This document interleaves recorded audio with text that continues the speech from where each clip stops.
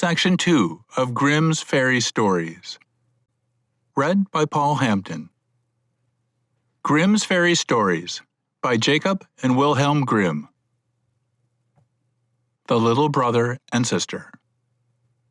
There once was a little brother who took his sister by the hand and said, "Since our own dear mother's death, we have not had one happy hour.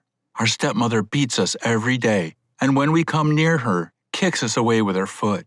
Come, let us wander forth into the wide world." So all day long they traveled over meadows, fields, and stony roads. By the evening they came into a large forest, and laid themselves down in a hollow tree and went to sleep. When they awoke the next morning, the sun had already risen high in the heavens, and its beams made the tree so hot that the little boy said to his sister, "I am so very thirsty that if I knew where there was a brook, I would go and drink. Ah, I think I hear one running." And so saying, he got up, and taking his sister's hand, they went to look for the brook. The wicked stepmother, however, was a witch, and had witnessed the departure of the two children. So, sneaking after them secretly, as is the habit of witches, she had enchanted all the springs in the forest.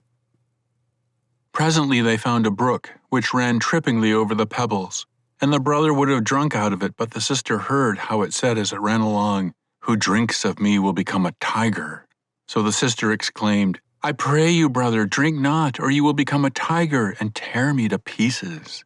So the brother did not drink, although his thirst was very great, and he said, "I will wait until the next brook." As they came to the second, the sister heard it say, "Who drinks of me becomes a wolf." The sister ran up crying, "Brother, pray do not drink, or you will become a wolf and eat me up." Then the brother did not drink, saying, "I will wait until we come to the next spring, but then I must drink. You may say what you will, my thirst is much too great." Just as they reached the third brook, the sister heard the voice saying, "Who drinks of me will become a fawn. Who drinks of me will become a fawn." So the sister said, "Oh, my brother, do not drink, or you will be changed into a fawn and run away from me." But he had already kneeled down, and he drank of the water, and as the first drops passed his lips, his shape took that of a fawn. At first the sister wept over her little changed brother, and he wept too, and knelt by her very sorrowful. But at last the maiden said, "Be still, little dear fawn, and I will never forsake you." And taking off her golden garter, she placed it around his neck and, weaving rushes, made a girdle to lead him with. This she tied to him, and taking the other end in her hand, she led him away, and they traveled deeper and deeper into the forest. After they had gone a long distance, they came to a little hut, and the maiden, peeping in, found it empty and thought, "Here we can stay and dwell." Then she looked for leaves and moss to make a soft couch for the fawn, and every morning she went out and collected roots and berries and nuts for herself, and tender grass for the fawn.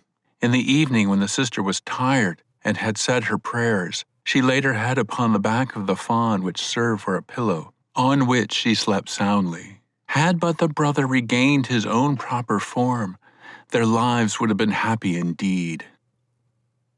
Thus they dwelt in this wilderness, and some time had elapsed when it happened that the king of the country had a great hunt in the forest. And now sounded through the trees the blowing of horns, the barking of dogs, and the lusty cry of the hunters, so that the little fawn heard them and wanted very much to join in. "Ah," he said to his sister, "let me go to the hunt. I cannot restrain myself any longer." And he begged so hard that at last she consented. "But," she told him, "return again in the evening, for I shall shut my door against the wild huntsman, and that I may know you, do you knock and say, 'Sister dear, let me in,' and if you do not speak, I shall not open the door." As soon as she had said this, the little fawn sprang off quite glad and merry in the fresh breeze. The king and his huntsman perceived the beautiful animal and pursued him, but they could not catch him, and when they thought they certainly had him, he sprang away over the bushes and got out of sight. Just as it was getting dark, he ran up to the hut and, knocking, said, "Sister mine, let me in." Then she unfastened the little door, and he went in, and rested all night long upon his soft couch. The next morning the hunt was commenced again, and as soon as the little fawn heard the horns and the tally-ho of the sportsmen, he could not rest, and said, "Sister dear, open the door, I must be off." The sister opened it, saying, "Return at evening, mind, and say the words as before." When the king and his huntsmen saw him again, the fawn with the golden necklace, they followed him close, but he was too nimble and quick for them. The whole day long they kept up with him, but towards the evening the huntsmen made a circle around him, and one wounded him slightly in the hinder foot, so that he could run but slowly. Then one of them slipped after him to the little hut, and heard him say, "Sister dear, open the door," and saw that the door was opened and immediately shut behind him. The huntsman, having observed all this, went and told the king what he had seen and heard, and he said, "On the morrow I will pursue him once again." The sister, however, was terribly afraid when she saw that her fawn was wounded, and washing off the blood she put herbs upon the foot, and said, "Go and rest upon your bed, dear fawn, that your wound may heal." It was so slight that the next morning he felt nothing of it, and when he heard the hunting cries outside, he exclaimed, "I cannot stop away. I must be there, and none shall catch me so easily again." The sister wept very much, and told him, "Soon will they kill you, and I shall be here alone in this forest, forsaken by all the world. I cannot let you go." "I shall die here in vexation," answered the fawn, "if you do not. For when I hear the horn, I think I shall jump out of my skin." The sister, finding she could not prevent him, opened the door with a heavy heart, and the fawn jumped out, quite delighted, into the forest. As soon as the king perceived him, he said to his huntsman, "Follow him all day long till the evening, but let no one do him any harm." Then, when the sun had set, the king asked his huntsman to show him the hut, and as they came to it he knocked at the door and said, "Let me in, dear sister." Upon this the door opened, and, stepping in, the king saw a maiden more beautiful than he had ever beheld before. She was frightened when she saw not her fawn, but a man enter, who had a golden crown upon his head. But the king, looking at her with a kindly glance, held out to her his hand, saying, "Will you go with me to my castle and be my dear wife?" "Oh, yes," replied the maiden, "but the fawn must go too. Him I will never forsake." The king replied, "He shall remain with you as long as you live, and shall never want." The king took the beautiful maiden upon his horse, and rode to his castle, where the wedding was celebrated with great splendor, and she became queen, and they lived together a long time, while the fawn was taken care of and played about the castle garden. The wicked stepmother, however, on whose account the children had wandered forth into the world, had supposed that long ago the sister had been torn into pieces by the wild beasts, and the little brother in his fawn shape hunted to death by the hunters. As soon, therefore, as she heard how happy they had become, and how everything prospered with them, envy and jealousy were aroused in her wicked heart, and left her no peace, and she was always thinking in what way she could bring misfortune upon them. Her own daughter, who was as ugly as night and had but one eye, for which she was continually reproached, said, "The luck of being a queen has never happened to me." "Be quiet now," replied the old woman, "and make yourself contented.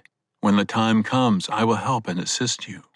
As soon then as the time came when the queen gave birth to a beautiful little boy, which happened when the king was out hunting, the old witch took the form of a chambermaid and got into the room where the queen was lying, and said to her, "The bath is ready, which will restore you and give you fresh strength. Be quick before it gets cold." Her daughter being at hand, they carried the weak queen between them into the room, and laid her into the bath, and then, shutting the door, they ran off. But first they made up an immense fire in the stove, which must soon suffocate the poor young queen. When this was done, the old woman took her daughter, and putting a cap upon her head, laid her in the bed in the queen's place. She gave her too the form and appearance of the real queen as far as she was able, but she could not restore the lost eye, and so that the king might not notice it, she turned her upon that side where there was no eye. When midnight came and everyone was asleep, the nurse, who sat by herself wide awake near the cradle in the nursery, saw the door open and the true queen come in. She took the child in her arms and rocked it a while, and then, shaking up its pillow, laid it down in its cradle and covered it over again. She did not forget the fawn either, but going to the corner where he was, stroked his head and then went silently out of the door. The nurse asked in the morning of the guards if anyone had passed into the castle during the night, but they answered, "No, we have not seen anybody." For many nights afterwards she came constantly but never spoke a word, and the nurse saw her always, but she would not trust herself to speak about it to anyone. When some time had passed away, the queen one night began to speak and said, "How fares my child? How fares my fawn? Twice more I will come, but never again." The nurse made no reply, but when she had disappeared, went to the king and told him. The king exclaimed, "Oh, mercy, what does this mean? The next night I will watch myself by the child." So in the evening he went into the nursery, and about midnight the queen appeared and said, "How fares my child? How fares my fawn? Once more will I come, but never again." And she nursed the child as she usually did and then disappeared. The king dared not speak, but he watched the following night, and this time she said, "How fares my child? How fares my fawn? This time have I come, but never again." At these words the king could hold back no longer, but, springing up, cried, "You can be no other than my dear wife." Then she answered, "Yes, I am your dear wife." And at that moment her life was restored by God's mercy, and she was again as beautiful and charming as ever. She told the king the fraud which the witch and her daughter had practiced upon him, and he had them both tried, and sentence was pronounced against them. The little fawn was disenchanted and received once more his human form, and the brother and sister lived happily together till the end of their days. End of section 2.